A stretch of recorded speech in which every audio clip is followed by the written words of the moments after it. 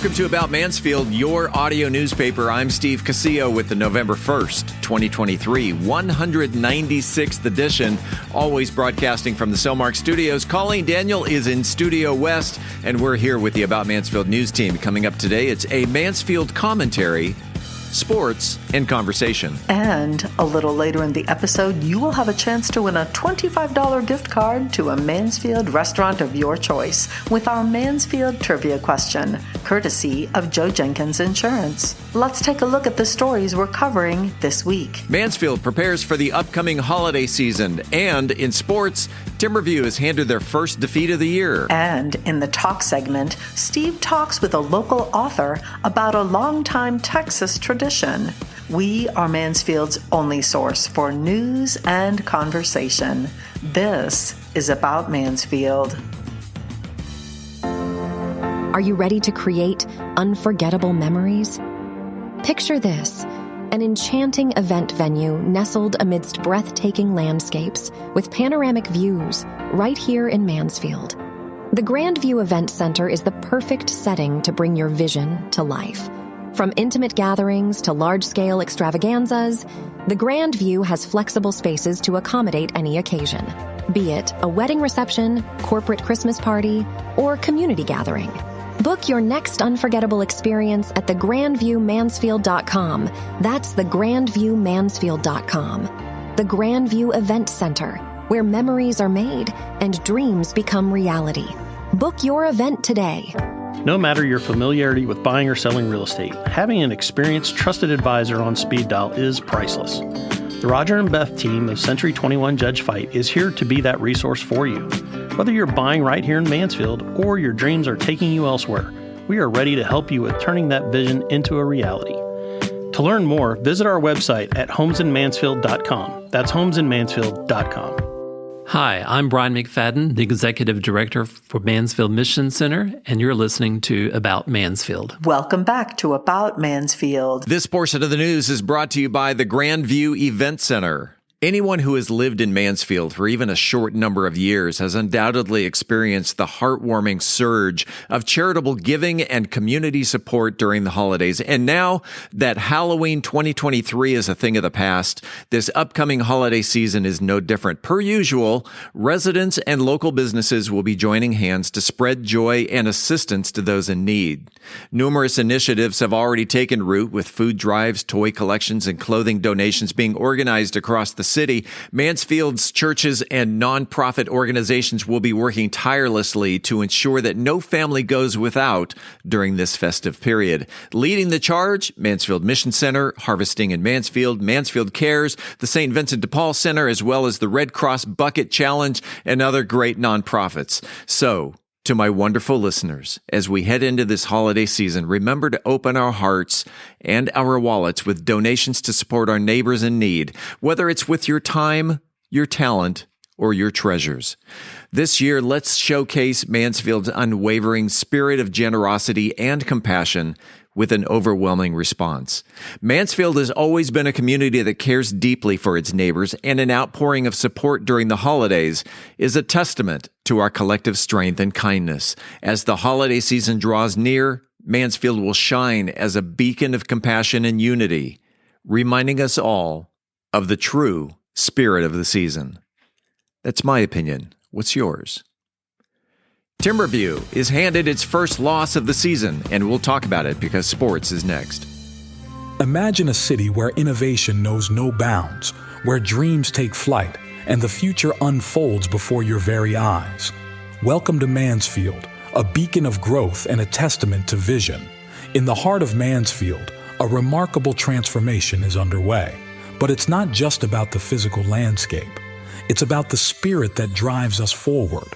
A spirit of collaboration that bridges cultures, a spirit of entrepreneurship that fuels prosperity, and a spirit of community that binds us as one. Mansfield is more than just a place. It's a canvas where diversity paints the picture of progress. From art festivals that ignite creativity to tech hubs that redefine boundaries, this city celebrates every voice, every passion. Mansfield, where growth knows no limits and the vision is limitless. Brought to you by the unstoppable spirit of the Mansfield Economic Development Corporation. In sports, Timberview proved this past week that their football team is actually made up of humans as they suffered their first loss of the season. Richland down the Wolves 37-27. Junior running back Jalen Wolves had quite a game. 11 carries resulting in 3 touchdowns. The Richland defense kept Timberview senior quarterback Zurich Humes at bay. He was only able to connect 5 of 17 pass attempts. One of them, though, a 62-yard bomb to senior receiver Cameron Bates. Defensively, senior middle linebacker Kingsley Opara proved to be a major force, logging 5 tackles on the night.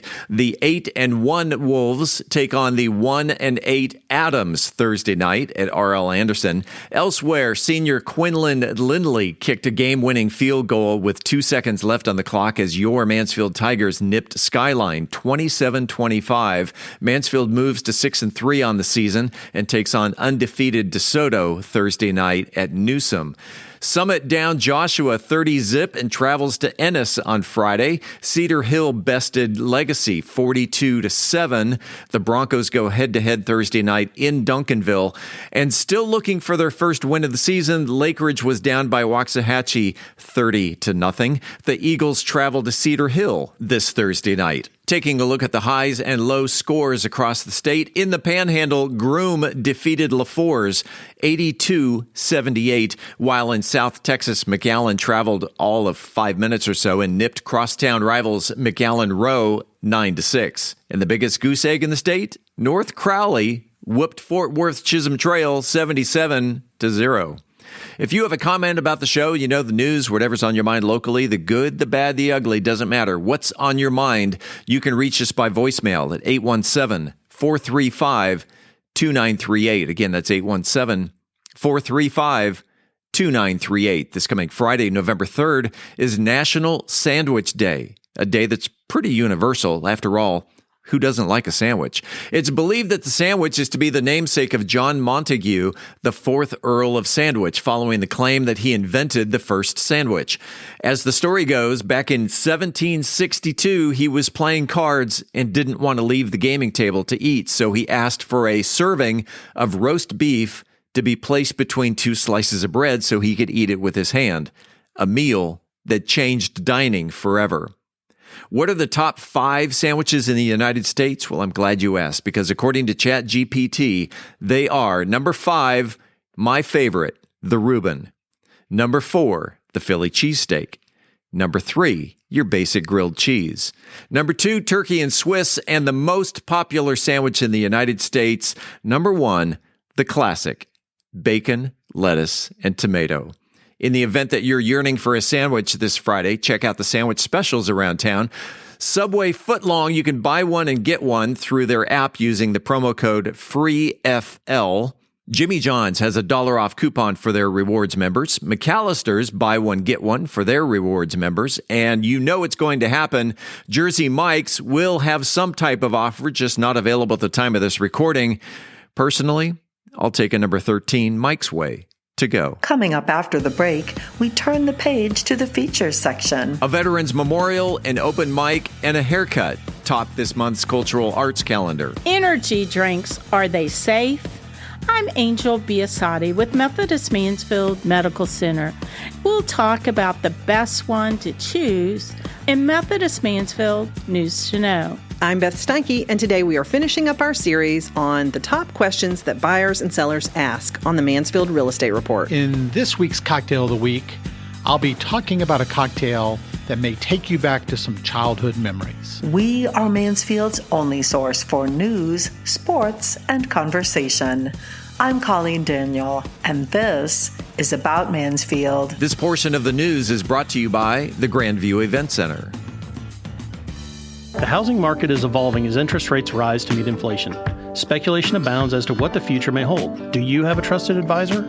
The Roger and Beth team at Century 21 Judge Fight should be your first call in all matters concerning real estate and the market. We specialize in residential real estate for both buyers and sellers. With industry partners across North America, our resources and expertise can turn the home you've been envisioning into a reality. Visit our website at homesinmansfield.com to learn more. That's homesinmansfield.com. I'm Philip Washington, Chief Investment Officer of Stonehill Wealth Management and host of the Wealth Building Made Simple podcast. First book I read in college was Rich Dad, Poor Dad, and it changed my life. And since then, I've read tons and tons of books on money. And what I've done is taken those lessons, simplified them, and I talk about those lessons on my podcast, Wealth Building Made Simple. So come hang out with us. We're on every major platform, Apple Podcasts, Spotify, and on YouTube. Wealth Building Made Simple. Congratulations to Robert Timms, who was the first person to correctly answer last week's Mansfield Trivia Question. What was Chris Burkett's title the day of his retirement? Robert knew that he retired as the Assistant City Manager. When we come back, this week's Mansfield Trivia Question. This is About Mansfield. At Methodist Mansfield Medical Center, we've been caring for our home team for over 15 years. Today, you'll find award-winning physicians on the medical staff, advanced neurosurgery, a Level 3 trauma center, critical care for newborns, and comprehensive orthopedic care. Methodist Mansfield, delivering the care our friends, neighbors, and home team depend on. That's community, and why so many people trust Methodist. Hey, it's Steve Casillo, and are you ready to make your voice heard? Want to bring out your ideas to life through captivating conversations and engaging visuals? Look no further than Podcast Mansfield Recording Studio, your one-stop destination for award-winning audio and video podcast recording. Equipped with cutting-edge microphones, crystal clear audio recording, and high-definition cameras, we're here to turn your ideas into engrossing content. But it's not just about the equipment. We're dedicated to bringing out the best in your content. Whether you're a seasoned pro or just starting out, we're here to elevate your podcasting game. We'll even help you with intro music, transitions, voiceover, and that professional polish that sets your podcast apart. So whether you're into interviews, storytelling, or simply sharing your expertise, Podcast Mansfield can help bring your podcasting dreams to life. Visit podcastmansfield.com. Podcast Mansfield, where creating your podcast masterpiece has never been easier. Hi, this is Joe Jenkins with Joe Jenkins Farmers Insurance, specializing in auto, home, commercial, and life insurance. I was born and raised here in Mansfield, Texas. We're active in the community, and Mansfield's a town we really care about. Our office has over 30 years' experience in the insurance industry, and we're passionate about what we do and about customer service. For a free quote, please visit our website at joejenkinsinsurance.com or give us a call at 817-472-6058. Once again, that website is joejenkinsinsurance.com. It is time right now, right here, this very second, for the highly coveted, wildly popular About Mansfield Trivia Question. If you are the first person to email the correct answer to trivia@aboutmansfield.com, you will receive a $25 gift card to a Mansfield restaurant of your choice. It's brought to you by Joe Jenkins Insurance. Whether you're looking for homeowners, auto, commercial, or any other type of insurance, Joe has helped Mansfield area residents understand the insurance coverage that best fit their needs since 2010. You can find him on the internet at joejenkinsinsurance.com. Colleen, it's your turn. Well, Steve, before its demise in 2019, the Mansfield News-Mirror was the oldest newspaper in Tarrant County, having launched its initial publication in 1883, some 140 years ago.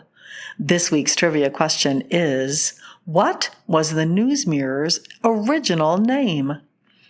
Email your answer to trivia@aboutmansfield.com. Again, what was the local newspaper called before its name was changed to the Mansfield News-Mirror? Good luck, and thanks to Joe Jenkins Insurance for the gift card. Hi, I'm Amanda Rogers, managing editor of the Mansfield Record, and you're listening to About Mansfield. Welcome back to About Mansfield, your audio newspaper.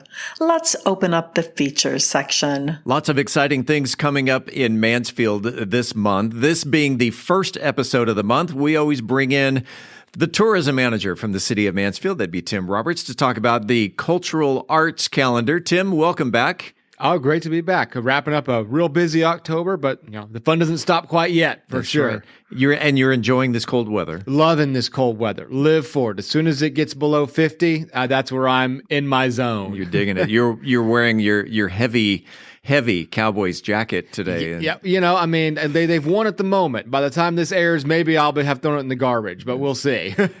Hey, I'll tell you what, let's do, as far as the cultural calendar goes, let's go and split them up with the Far Best Theater and then what's happening at the Lot. We'll do these chronologically. So starting with the Far Best Theater, oh my gosh.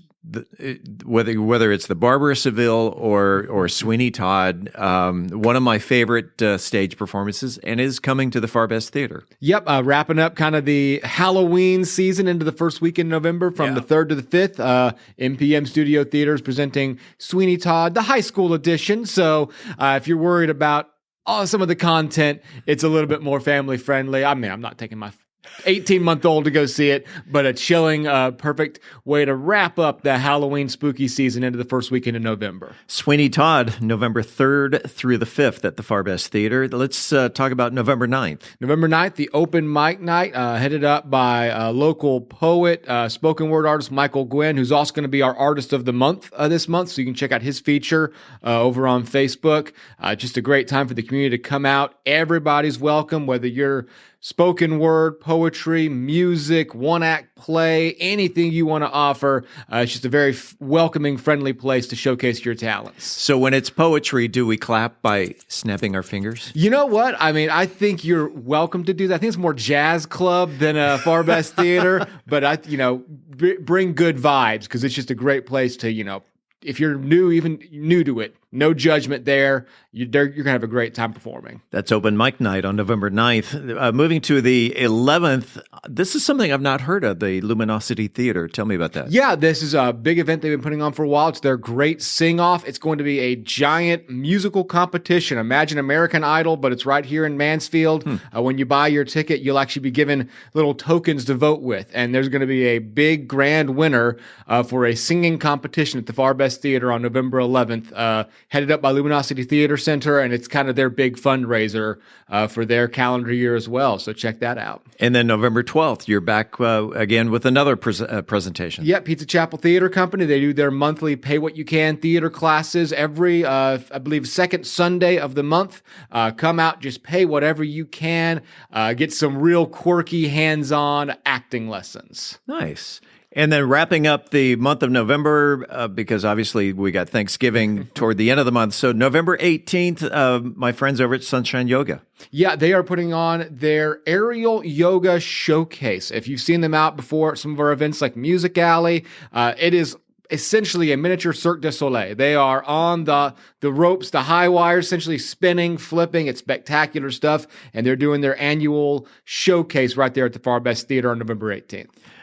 That's it for the Far Best Theater. Let's move over to the Lot now, also on November 18th. And, this is one of my favorite events that happens every Saturday here in Mansfield. November 18th is, though, the final farm and cottage market of the year. There'll be 4th, 11th, and 18th. They'll still be there every single Saturday. But if you want to check out the farm and cottage market, your last shot is November 18th. As we said, it gets a little bit cooler, a little bit harder to grow those fresh fruits and vegetables. Sure. So that's when they wrap up their calendar year. They'll be back in December for a one-off. We'll talk about that a month from now. But that's your last chance for the weekly market. And of course, great performances on the stage as always. November 10th and 11th sounds like a really nice event that's going to take place at the Lot. Yeah, obviously it's our big Veterans Day weekend. It actually, Saturday falls on Veterans Day, so perfect timing. Kicking it off the 10th through the 12th, we have the Traveling Remember Our Fallen Memorial that's come to the town third straight year. It's just a beautiful, moving, photographic memorial that showcases every single soldier who's lost his life or her life since 9/11. Wow. So it's a very breathtaking, moving memorial that you'll want to check out at the Lot downtown. And then right there in the middle on November 11th, we have our annual Veterans Day Parade and Salute, which will come straight down Main Street, starting at Legacy High School, come right down, end at the Lot. And at the Lot is where we'll have our musical salute with bands, performances. It's just always a spectacular time out there, really a moving day. So be sure to be out there that whole weekend at the Lot downtown, historic downtown Mansfield. That's November 10th through the 12th with the memorial at the Lot, and highlighted November 11th by the Veterans Day Parade and Salute. And finally, this is also a great event to start the Christmas season, December 1st. December 1st is what kicks off essentially our whole hometown holidays calendar. And of course, we won't have the podcast out for December yet, so I had to slip this one in next month. That's going to be our big tree lighting and drone show over at the lot downtown, and it's also the start of Light the Lot. We're going to absolutely have that place decked out top to bottom in beautiful holiday decor, and that'll be open all month long. Every single night, passive entertainment, just go grab a bite to eat, walk around, get those great family photos throughout the entire month of December into January. So December 1st is when it all kicks off. There's a lot more events to the rest of December, but we'll touch on those next month. You can get the full calendar, however, at MansfieldHometownHolidays.com, and you can see everything we have going on right there. That is the Cultural Arts calendar. That is Tim Roberts, tourism manager from the city of Mansfield. Have a great Thanksgiving. We'll see you next month. Can't wait. Angel Biasatti has the ups and downs regarding energy drinks in Methodist Mansfield News to Know. Angel? With so many energy drinks on the market, and some with the caffeine equivalent of 6 sodas, how do you know which one is good to choose? Weight loss nurse practitioner Ashley Attaway, what is the healthiest drink? Energy drinks are often grabbed to help people get through a long day, a big test coming up, an all-nighter they have to get through, or a big game. People drink them because they have much more caffeine than coffee. Coffee has an average of 100 milligrams of caffeine, and most energy drinks have 200 milligrams. That's double the amount in coffee or more. First, it may be in your best interest to choose a brand with less caffeine and less sugar. And be sure that you don't have allergies to taurine, guarana, or L-carnitine that may have some nasty side effects. Some energy drinks are also loaded with vitamins and minerals. If you have to consume an energy drink, do so on a full stomach so you don't have gastrointestinal issues, and keep the caffeine level under 400 milligrams per day. The popular Bang energy drink has 300 milligrams of caffeine in one 16-ounce serving. Celsius has 200 milligrams, and others have less than 100 milligrams. So look for the energy drinks that have less caffeine and don't overconsume caffeine. An overconsumption of caffeine can cause headaches, insomnia, nervousness, irritability, muscle tremors, and rapid heartbeat. Also, look at the sugar content in energy drinks. Monster has 54 grams, or a quarter cup of sugar. The daily recommended intake of added sugar is less than 25 grams for women and 36 grams for men. So 1 can of Monster is more than your entire day's worth of added sugar. What are some better alternatives to get your energy up without using energy drinks that can be found naturally? My best advice is to stay hydrated and get enough water. Our bodies are 50 to 70% water, and our brains are 90% water. Without enough water, we will never be able to function at the ability we need.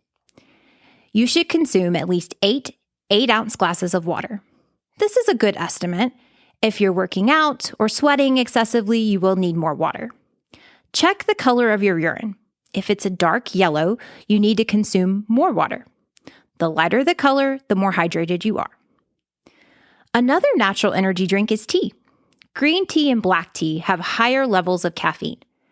Tea also has antioxidants, which help protect against free radicals and may help protect against heart disease, cancer, and other chronic diseases. Fresh juice or 100% juice may also provide energy from its natural sugar. There's still a lot of sugar, so you only need 1 8-ounce glass a day. You will also find a lot of vitamins, minerals, and antioxidants in a glass of juice. Real whole fruit is always the best because you have fiber that helps with keeping you full. So you could also, instead of juicing the fruit, blend it, and you would retain some of its fiber. Blending it with spinach and other vegetables or nuts is a great healthy snack with lots of energy-boosting ingredients. Coffee overall is a good energy-boosting drink. It has natural caffeine and even some of those antioxidants that help keep us healthy. Another way to boost your energy is to get enough sleep. I really know how difficult this can be, especially being a parent. But getting that 6 to 8 hours of sleep is so beneficial to our bodies being able to function. As much as possible, making sure you get enough sleep will be a game changer to how you feel. Sometimes we forget to eat, and using an energy drink to supplement our diet will mess up your blood sugar and cause us to have highs and lows. If you really want to boost your energy, eat a protein and carb together for a healthy energy boosting snack. Thank you, Ashley, for giving us tips on what can help us get more energy. That's Methodist Mansfield News to Know. I'm Angel Biasatti, reporting for the About Mansfield podcast. Realtor Beth Steinke answers more questions that home sellers have on their minds in the Mansfield Real Estate Market Update. Beth? For the last few weeks, I shared with you top questions asked by buyers, and now we are finishing up with the rest of the top questions that sellers ask. Question 1. How long does it typically take to sell a home? If you ask anyone who sold in 2021 and 2022, the answer would probably be less than 1 weekend. But the time it takes to sell a home can vary widely depending on several factors. The condition of the real estate market, your property's location, its price, and overall market conditions all play a significant role. In a seller's market where demand is high and supply is limited, homes tend to sell more quickly. In a buyer's market with more supply than demand, it may take longer to secure a buyer. On average, the process from listing to closing can take several weeks to a few months, but individual circumstances can differ. One way to know for sure what type of market we are experiencing is to listen every week to the Mansfield Real Estate Report right here on the About Mansfield podcast. Stay tuned to the end of today's report for more about current market conditions. Question 2. What happens during a home inspection for a buyer? A home inspection for a buyer is a detailed evaluation of a property's condition conducted by a qualified home inspector.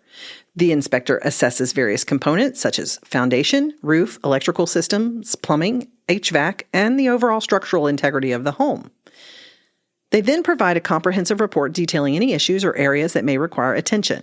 The buyer can use this information to negotiate with the seller for necessary repairs or adjustments to the purchase price.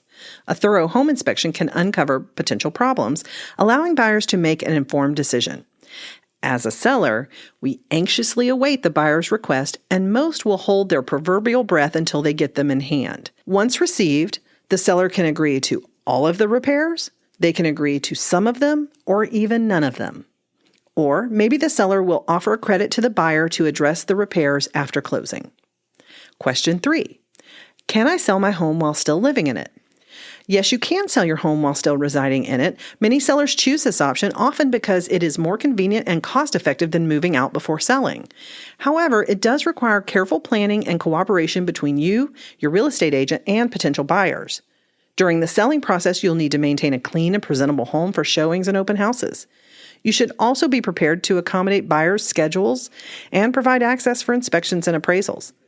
Another great option is the Buy Before You Sell program, which allows you to buy the new home, get completely moved out, and then make the departing house ready to sell and put it on the market looking its best and ready for a quick sale. Question 4. What happens if my home doesn't sell? If your home doesn't sell within the expected time frame, it's essential to reevaluate your selling strategy. You can start by working closely with your real estate agent to assess the reasons your home may not be attracting buyers. Adjusting the listing price, revising marketing efforts, or making necessary repairs and improvement can enhance your property's overall appeal. Additionally, you might explore alternatives such as leasing the property. An experienced agent can provide valuable insights and recommendations to help you achieve a successful sale. Question 5. What is a contingency in a real estate contract? A contingency in a real estate contract is a condition that must be met for the contract to progress to closing. Contingencies are safeguards that protect both the buyer and the seller, ensuring that specific conditions are satisfied before that deal is finalized. Common contingencies include a satisfactory home inspection, obtaining financing, and the sale of the buyer's existing home. If a contingency is not met, the contract can be voided, and the parties can negotiate changes to the terms or even terminate the contract without financial penalties. Contingencies provide flexibility and fairness in real estate transactions by allowing parties to address unforeseen issues. And of course, we know there are never unforeseen issues. As of this recording, I have a seller who's refusing to clear out their personal belongings from inside a house for a closing this week. And for good measure is refusing to take our calls so we can work on a solution. Just another day here in real estate paradise. Now let's talk about the current market we find ourselves in. If you ask just about any real estate agent today, how's the market? The answer might just be, it's just weird. And weird it is. Interest rates nearing 8% have created an affordability crisis for many buyers, 28 million of them to be exact. For the first time in at least 15 years, it may be less costly to rent than to buy. And that has taken a huge number of buyers out of the market. You would think that would shift the market from a seller's market to a buyer's market and prices would be falling, but they're not. And here's why. Available inventory of homes is still incredibly low. Primarily because many current homeowners have such low interest rates on their existing homes that they are making it work even when the home doesn't serve them any longer, making it still a very solid seller's market. Some Mansfield homes are selling in a week, while across the street one might sit for 60 days or more. The skill to know how to make your home sell on your specific timeline is more important than ever. We are reaching deep into our toolkits to help sellers reach their goals during this really weird market. Predictions are more of the same for a while. The Federal Reserve meets again this week, and we can only hope that they leave rates where they are, but cuts are a lot further off than we had all wanted or hoped for. Rest assured, your real estate professional is ready to have a conversation with you about your plans and how we can make sure that you are ready for the move when the time is right for you and your family. Do you have a real estate question I can answer? Send me a message via email to info@aboutmansfield.com. For the About Mansfield podcast, I'm Beth Steinke with Century 21 Judge Fight. Shaken or stirred, Brian Certain kicks off his series of fall-related drinks by mixing bourbon and marshmallows in the cocktail of the week. Brian? In this week's cocktail of the week, I'll be introducing the S'mores Old Fashioned. So if you want to have a fun twist on a classic cocktail, try making the S'mores Old Fashioned. This indulgent drink perfectly captures the flavor of the classic campfire treat in a cocktail form. Don't worry about taking notes as I'm giving out the ingredients and instructions. I always post them on bourbongospel.com.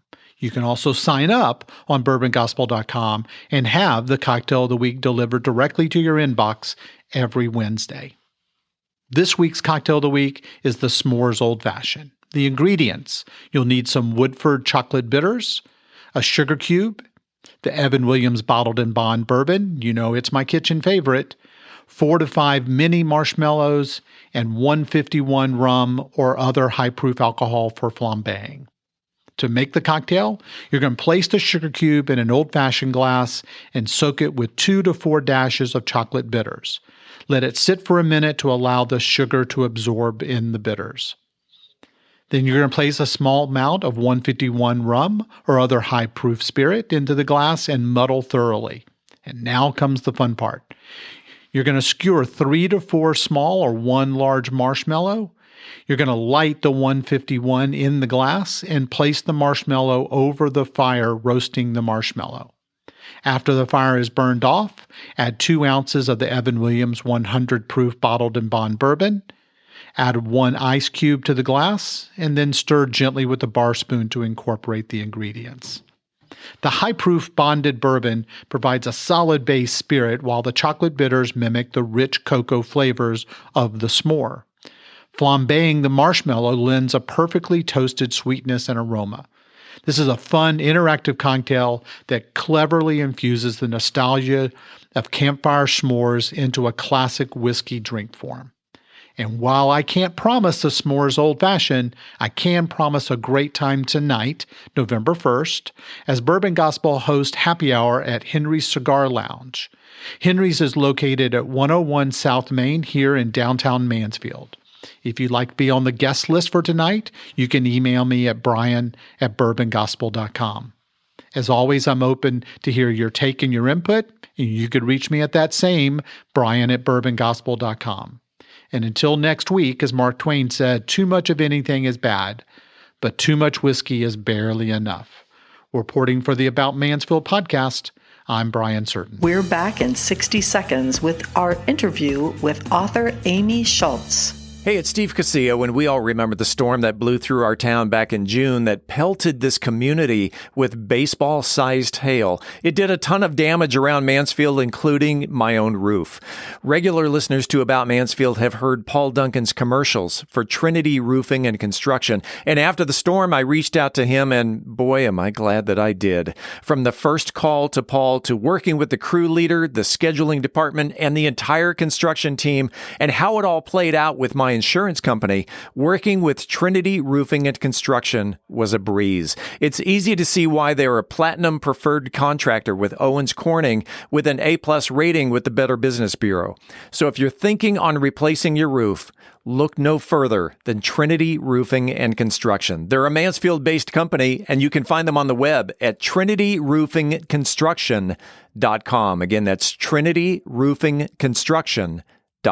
Hi, I'm Haley Hudson, and you're listening to About Mansfield. Welcome back to another segment of About Mansfield. I'm Steve Casillo as we make the transition from news to talk. And if you hear a little giggle in the voice, we have, prior to recording, already had a great conversation with the guest in the studio today. And the guest she's an author, and it is so Texas. I'm sure if you've ever been to a high school football game, you can relate to this topic. And first of all, Amy J. Schultz, welcome to About Mansfield. Thank you. I am so excited to be here today. And the name of your book, Momentous. Yes. Momentous. Let's just go and break that down. Let's do that. Momentous. And I love the subtitle. The Latin form of homecoming mom is Momentous.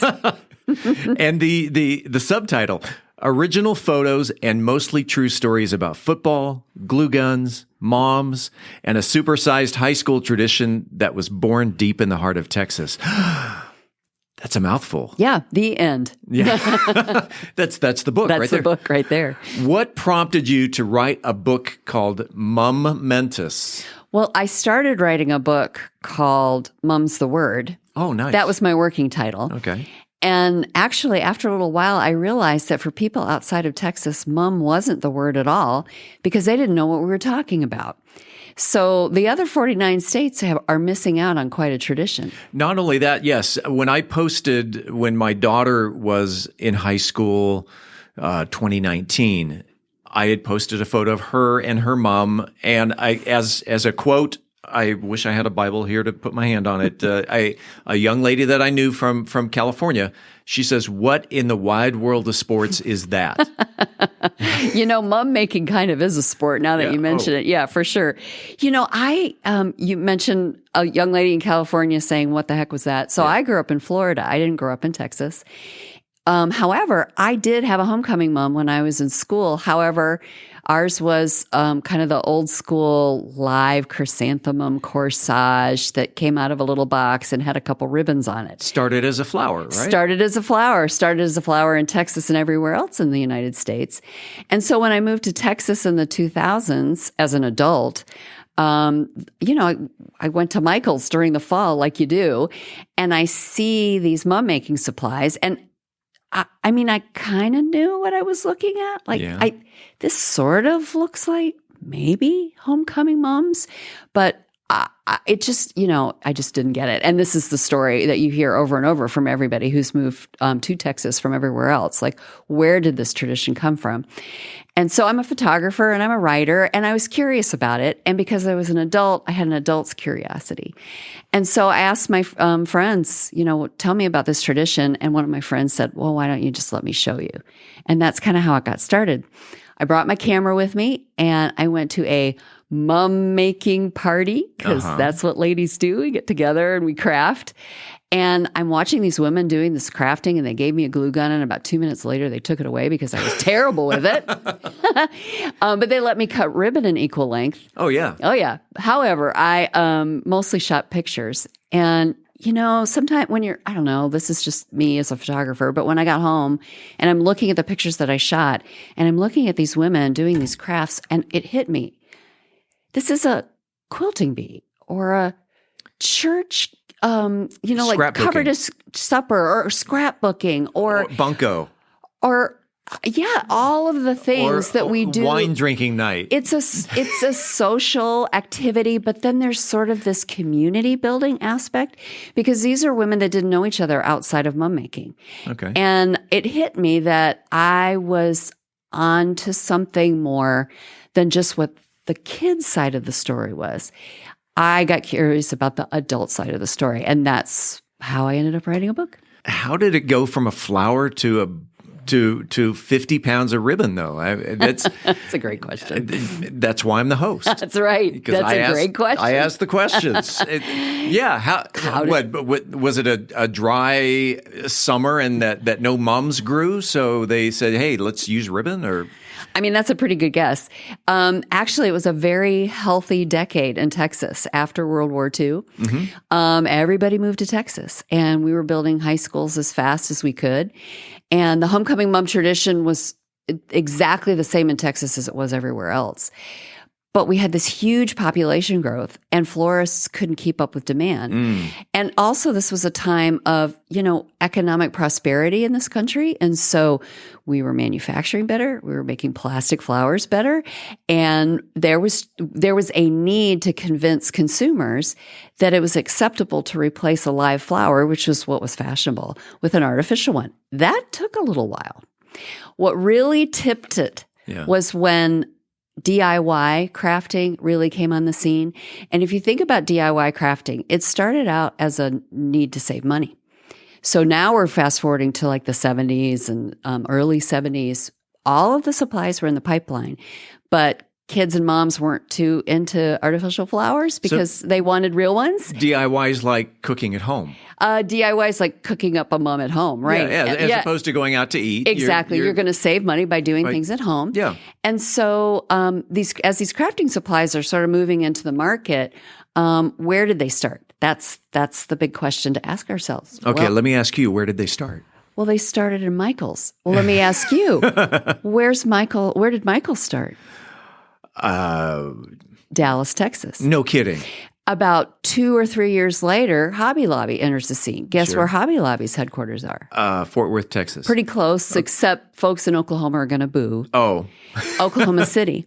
So the supply chain of DIY crafting started basically in North Texas. And so the simple answer to the question is why? Because it all started in Texas, and moms and kids were like, oh boy, we're going to give the power to the people. I'm going to make my own mum. And if you let a mom make a mum for the kid that they love, they're going to go extra. Oh, yeah. And there's no stopping them. And since the 70s, we've just been getting bigger and bigger. I was going to say, the first mom that I saw was in 2004, so 2004. Okay. We moved here from another land.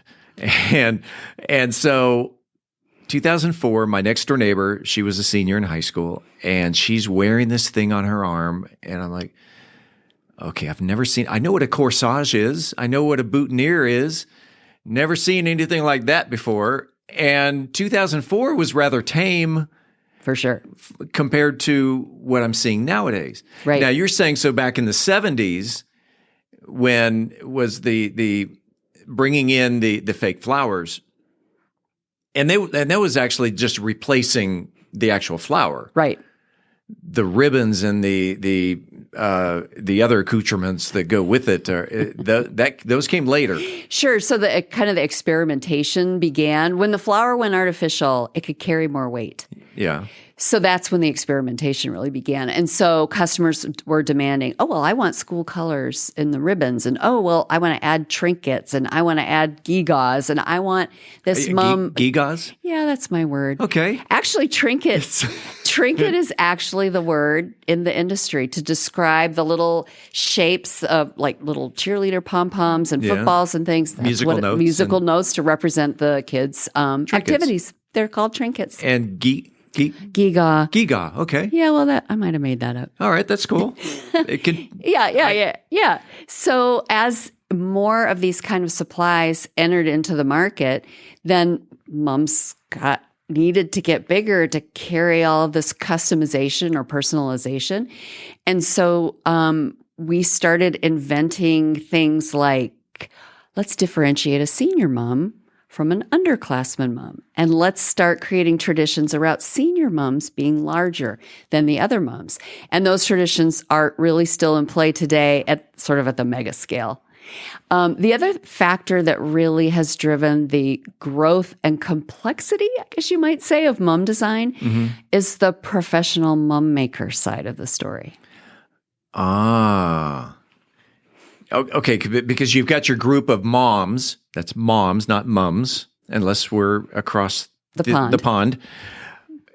But then you've also got those that are you can hire me, and that's all I do for about a month and a half nonstop is make mums. Right, except it's more like 6 months. Oh, 6 months. They're going. They are, especially established professional mom makers. So typically a professional mom maker will work for 6 months, but then there's a buying season before that. Oh, wow. And then there's the vacation wine drinking season, right? Sure. In between. Bless. So professional mom makers are really the kind of the hidden fuel behind this tradition. I don't know how hidden they are, but I don't know that typically people don't think about them as a comprehensive group of people. So I did a little research and I found out that professional mom makers are in the thousands across the state of Texas. Wow. And they are organized. There is a professional mom making association. A union. More like a buying collective, actually. That well, that would make sense. That if who's got some extra silver ribbon that with lace on the side of it because this area ran out and you can ship around the state. That is absolutely how it started. Bingo. Friendly mom makers who saw themselves more as friends than competitors because this is sort of what a woman-owned business is all about. If I'm a mom maker in Houston, I'm not really a competitor with the mom maker in Dallas. Nope. Right? So why can't I share ideas? But what's interesting about this power that they have developed over the years is now they're a buying collective to China. So now they are influencing the supply chain directly from the manufacturers and saying, you know what, rose gold is going to be hot this year. We need more rose gold. Or Barbie pink is what's going to be happening in 2023 and we can't run out. And so they are a very sophisticated group of people who are really influencing the entire supply chain. And let's also not forget the wholesalers, because there's a whole group of wholesalers across the state of Texas who are also bringing in all of these supplies. And wholesaling of mom supplies really got going in the 70s as well. So these could be people who have corporate accounts with, Chinese trading account or a company, what's it called? Most likely. Where you buy all the cheap inflatables and stuff like that. Right. Wow. Right. I knew it was big business for the moms, but I was totally unaware. I mean, I know there are a few people around here that will say, I will see them on social media going, oh yeah, hire me to do that. But they're booking 6 months out. Yeah, it's remarkable. And that'd be a pretty good gig. Work 6 months and then For sure. and then take 6 months off. For sure. One of my favorite mom makers makes mums on the side. I mean, I don't even know how to say that because she really works all the time, but she has a day job as an engineer. Okay. So she, and her specialty is really intricate braiding and technique. And so these mom makers that have been in business for 15 or 20 years, they're known for their techniques and are sought after because they are so specialized. And they can do, they can do high end, they can do smaller moms, et cetera, but they have really built a reputation and they book out. So they know what their capacity is. And so if she knows, I only got 10 hours a week to run my bum business, right, then I can only take X number of customers and her pricing will reflect that. So I was a business major in school and I'm also an artist. So I'm sort of interested in both sides of the creative aspect of mom making, but also kind of the economics of it. There are over 3,000 high schools in Texas, if we want to talk about scope. And most of them have homecoming, right? I would think so. Yep. And I'm guessing that if there's a professional mom maker probably in every town. And if there's a professional mom maker, she's got a competitor. So that's minimally 6,000 mom makers across the state. If there is a professional mom maker, or if you know a professional mom maker here in Mansfield, shoot me an email. I would love to know who you are, and we'll mention you in next week's podcast. Let's talk about your book. Okay. Why'd you write it? I mean, let's start with curiosity. Yeah. For sure, curiosity. So it started as a photography project. Because you're a photographer. Right. And so I took these pictures of people making mums, and I got more curious about the tradition. But, when you take pictures of people, you also, I find myself wanting to hear the story as well as see the story.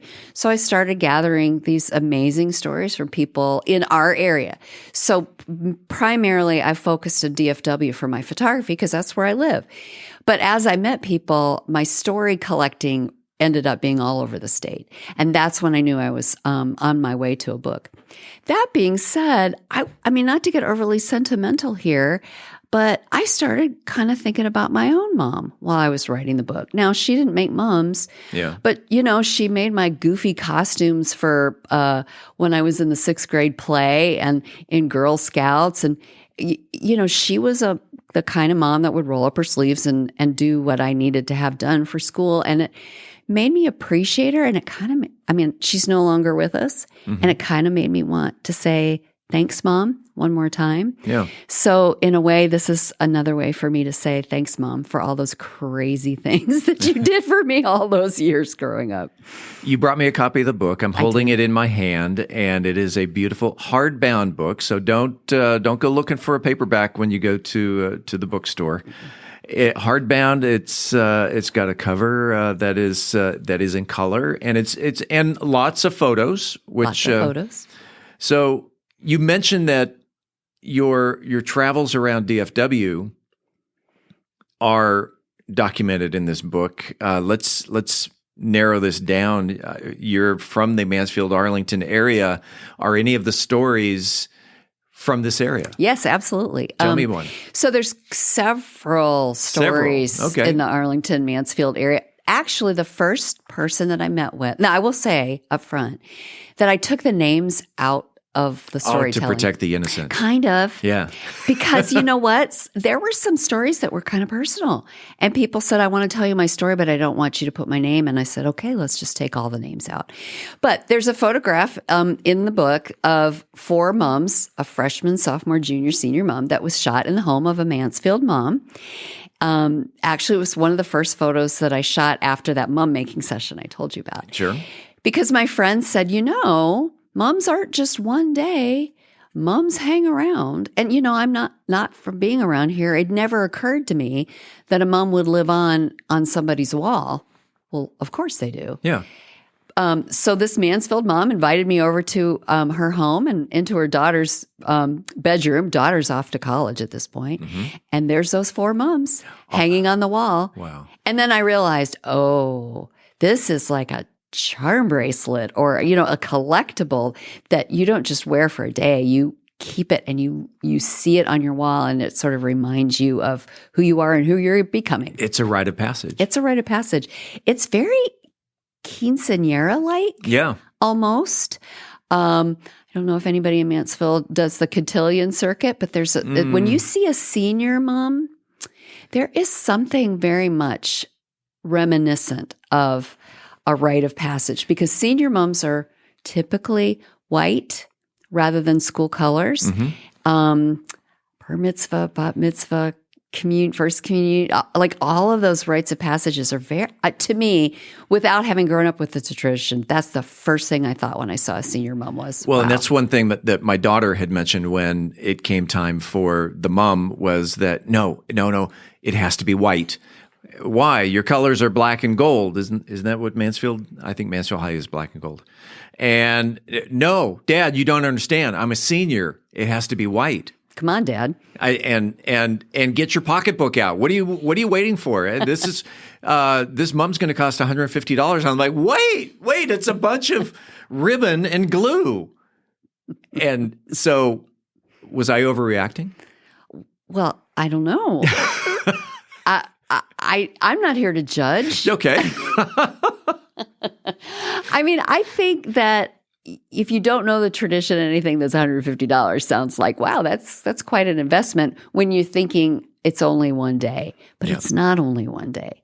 It's really a kind of a compilation of a lifetime. And also, so like a wedding dress is, but a wedding dress is something that you're going to have forever. Maybe. Yeah.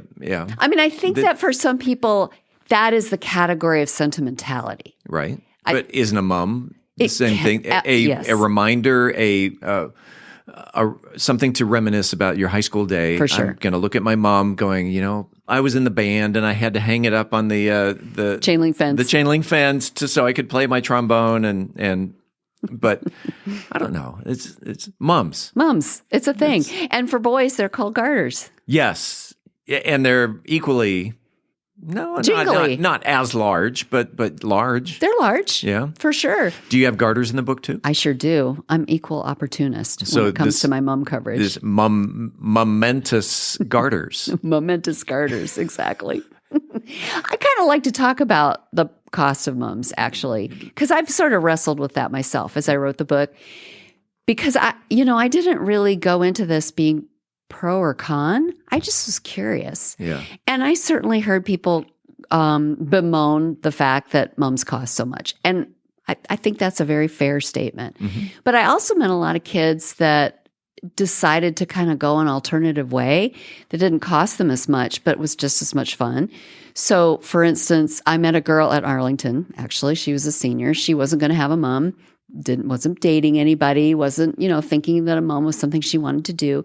And then the day before homecoming, she's like, dang it, I really do want to have a mom. Yeah. So she went over to her grandma's house and they went digging through her grandma's cedar chest and they pulled out all kinds of crazy artificial flowers. Had nothing to do with a chrysanthemum and all kinds of crazy ribbons. And she and her grandma made a mom out of stuff that came out of the cedar chest. It cost them nothing other than the hot glue that stuck it together. Yeah. And you should have seen her that day. She was so proud of that mom. And it was because she and her grandma had made it. And I don't think there was anything less special about that mom as compared to a mom that someone might have spent hundreds of dollars on. In fact, it was probably more special because that had a meaning and a moment with her grandmother attached to it. So I'm finding that there's just lots of different ways to have a mom. Sure. And I love that about the tradition because when moms started, the only way you got a mom was if you had a boyfriend or had a date. Who gave it to you? Right. Yeah. And that is not true anymore. And so I would say it's a tradition that's becoming, over the 100 years that it's existed, sure, a more inclusive tradition. It's just a matter of students understanding that if they want to have a mom, they can have a mom. And they don't have to do it in any particular way. There's no right or wrong way to have a mom anymore. Getting back to the book, who's your target audience? Who's going to read momentous, original photos and mostly true stories about football, glue guns, moms, and a supersized high school tradition that was born deep in the heart of Texas? So I gave you a chance to drink some water. That was great. Thank you. I try not to gulp too loudly into your microphone. Who's going to buy your book? Who's going to buy my book? So since the book is full of great stories about women and community in Texas and funny stories and sentimental stories, I think that if you are someone who lives in the state of Texas that owns a glue gun, this is a book for you. I also think that if you have, bless their hearts, relatives that live outside of Texas, that you have tried for years to explain to them what you mean when you say everything's bigger in Texas, you give them this book and they'll get it. So if you own a glue gun, if you've ever been to Michael's, if you've ever been to Hobby Lobby, if you have a relative that lives outside of Texas. Bless their hearts. Yes. We got here as quickly as possible. It took me 44 years, but we got here. Hooray. And that's who should buy the book, is someone who appreciates the Texas tradition. Yes. I've had a Texas tradition. I will say that everybody who writes a book gets reviews. And so one of the things that surprised me about some folks that reviewed the book also said they felt like it was lighthearted, but also a sort of a realistic look at women's studies. And I never thought about it like that because I don't have a PhD in that. So I didn't think about it that way. But once it was said to me, I recognized that, this is what women do. We defend traditions. most likely, if you went to grandma's house for Christmas every year, it's because your mom or another female relative in your family was the one that kind of rallied the troops and got it to happen. And really, this is what homecoming moms are all about. Women rallying people around traditions in their communities, in their schools, in their families. And so I think that that's a little bit adjacent to women's studies. Right. And so if people are interested in that and that role, that particular role that women play, I think they'd be interested in this book too, regardless of the fact that it's a Texas-specific tradition. So it's a sociological study then, I suppose. All right. The book is called Momentous. Momentous. Now I keep putting two M's in there. Momentous. Momentous. May I tell you how that breaks down? Tell me. Okay. It's remember earlier I mentioned that the working title originally was Mum's the Word, and I needed to go beyond that. Uh-huh. So momentous, break it down. It's what the mums meant to us. Momentous. Oh my gosh. My mind is just exploded. Boom. What the mum meant to us. Amy J. Schultz, momentous original photos and mostly true stories about football, glue guns, moms, and a supersized high school tradition that was born right here in the heart of Texas.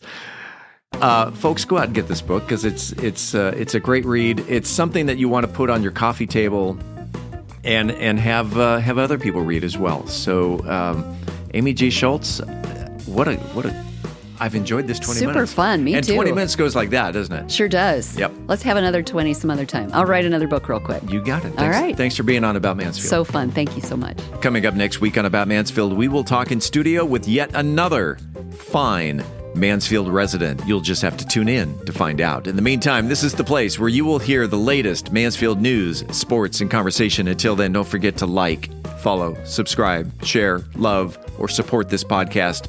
If you haven't already, so you never miss an episode, it's free and it's easy. Head on over to our website, aboutmansfield.com, and enter your email address right there on the homepage. We will never, ever send you any spam. We promise. About Mansfield is recorded at Podcast Mansfield Recording Studio.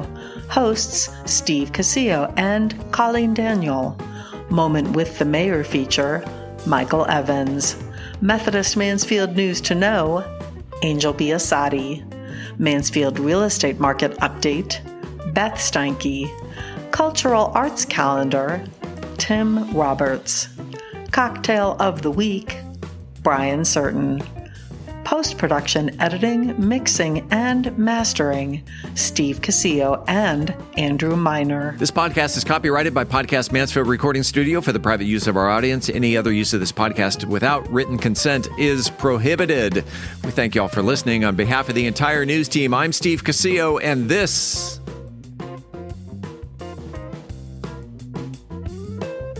is About Mansfield.